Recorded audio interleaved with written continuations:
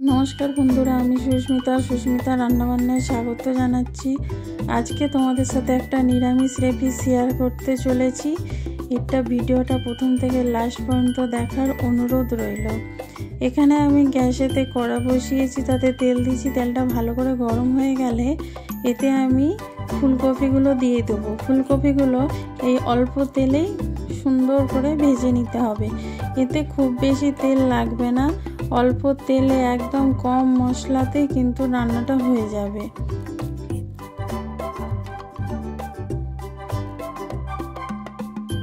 आमी छोटो छोटो करे फुलकपिगुलो केटे निয়েছিলাম, केटे परिष्कार करे धुए निয়েছি। एबारे आमी तेलेर मধ্যে फुलकपि भेजे निচ্ছি।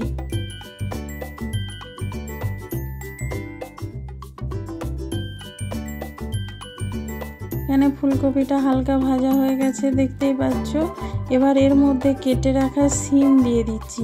সিমটাও আমি ছোট ছোট করে কেটে নিয়েছিলাম, সেটা ধুয়ে পরিষ্কার করে নিয়েছি। এবার ফুলকপি আর সিমটাও ভালো করে ভেজে নেব। এর মধ্যে অল্প করে নুন আর হলুদ একটু দিয়ে দেবো। নুন হলুদ দিয়ে ফুলকপি আর সিমটা ভেজে নেব।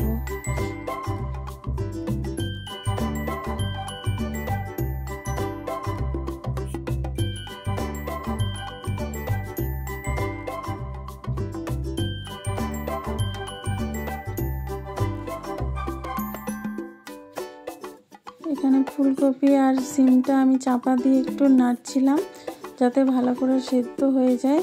এই যে দেখতেই পাচ্ছ এখানটায় হালকা হালকা ভাজা হয়ে গেছে, তো আমি চাপাটা খুলে দিয়ে একটু নেড়ে দিচ্ছি। আমি আরেকটু ভেজে নেব ভালো করে। দেখো এখানে দেখো একদম ভালোভাবে পারফেক্ট ভাজা হয়ে গেছে, লাল লাল করে। এরকম ভাবেই ভেজে নিতে হবে। ভাজা হয়ে গেছে, এবার আমি নামিয়ে নেব। আবার ওই কড়ার মধ্যে অল্প তেল দিয়ে ছোট ছোট করে কেটে রাখা আলু আর মূলো একটু ভেজে নেব। ছোট ছোট করে কেটে নিয়েছি আলু, আমার একটা গোটা আলু আর একটা মূলো আমি এখানে ভেজে নিচ্ছি। এতেও দিয়ে দিয়েছি স্বাদ মতো নুন আর হলুদ। একটুখানি নুন আর হলুদ, মানে ভাজার জন্য যতটা নুন হলুদ দরকার দিয়ে মূলো আর আলুটা ভেজে নিতে হবে। মূলোটাও ভাজা হয়ে গেছে, মূলো আর আলুটা। এবার নামিয়ে নেব। আবার কড়াতে তেল দিয়েছি, অল্প করে তেল দিয়ে এখানে একটা বড় সাইজের বেগুন কেটে রেখেছিলাম, সেটাকেও এখানে ভেজে নিচ্ছি। তো অল্প করে নুন আর হলুদ দিয়ে বেগুনটাও ভেজে নেব।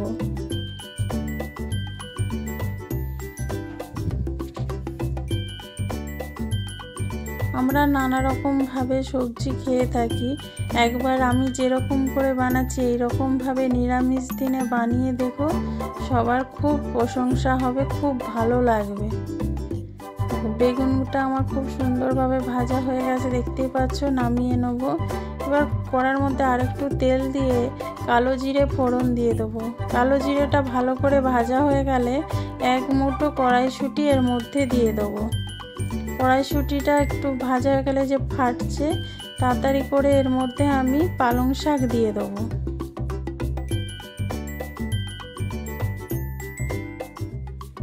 এখানে 500 গ্রাম পালং শাক আছে। এখানে 500 গ্রাম পালং শাকে আমি কেটে ধুয়ে পরিষ্কার করে নিয়েছি। তারপর জল ঝরিয়ে এখানে আমি দিয়ে দিলাম পালং শাকটা। পালং শাকটা সব দেওয়ার পরে আমি একটু চাপা দিয়ে দেবো, যেহেতু ভর্তি হয়ে গেছে কড়াটা, যাতে একটু নরম হয়ে যায় সেই জন্য আমি একটু চাপা দিয়ে রেখে দেব। আমি চাপা খুলে তোমাদেরকে দেখাচ্ছি। দেখো পালং শাকটা অনেকটাই নরম হয়ে গেছে। এবার এখানে একটু আমি নেড়ে নিয়ে আবার আমি চাপা দিয়ে দেবো। এই পালং শাক থেকে যে জলটা বেরোবে তাতেই সেদ্ধ হয়ে যাবে, আর সেই জলটা কিন্তু পুরোপুরিভাবে শুকনো করে নিতে হবে। এবার এর মধ্যে আমি দিয়ে দিচ্ছি গ্রেট করে রাখা একটু আদা, 4টে কাঁচা লঙ্কাকে আমি কেটে নিয়েছি মাঝ বরাবর। এবার এর মধ্যে দিয়ে দিচ্ছি স্বাদ মতো নুন আর হলুদ। নুনটা একটু দেখে দেবে, যেহেতু সব সবজিগুলোতে নুন আর হলুদ দিয়ে ভাজা আছে, সেই জন্য এখানে নুনের পরিমাণটা একটু কম করে দিতে হবে। এবার আমি আবার চাপা দিয়ে রেখে দেব। আবার চাপা খুলে তোমাদেরকে দেখাচ্ছি। দেখাচ্ছে জল কত বেরিয়েছে পালং শাক থেকে। এই জলটা পুরোপুরিভাবে শুকনো করে নিতে হবে।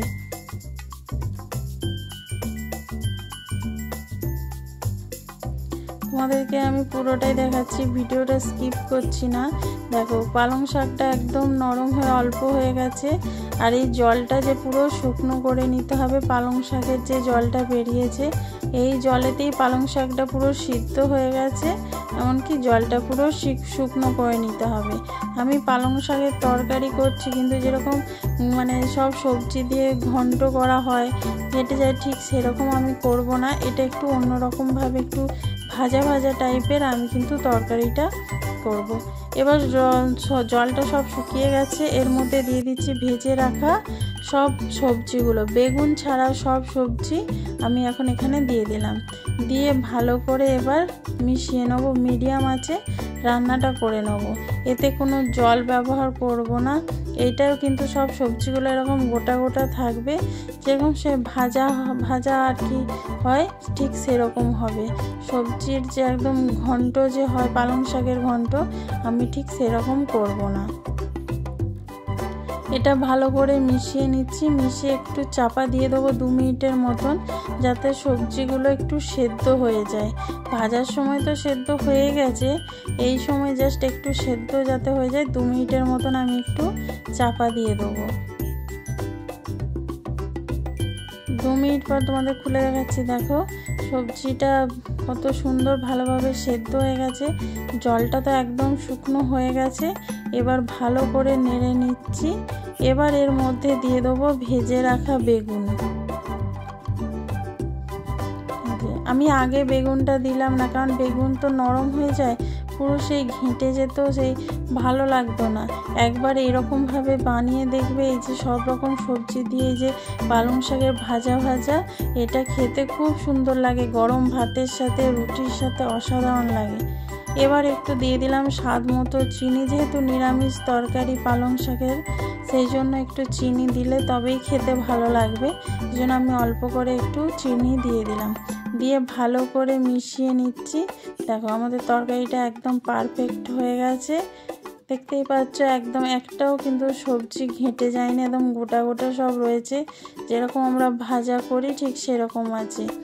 এইরকমভাবে ভালো করে মিশিয়ে নামিয়ে নিলে গরম ভাত, রুটি, পরোটা যে কোনো জিনিসের সাথে কিন্তু খেতে খুব ভালো লাগে।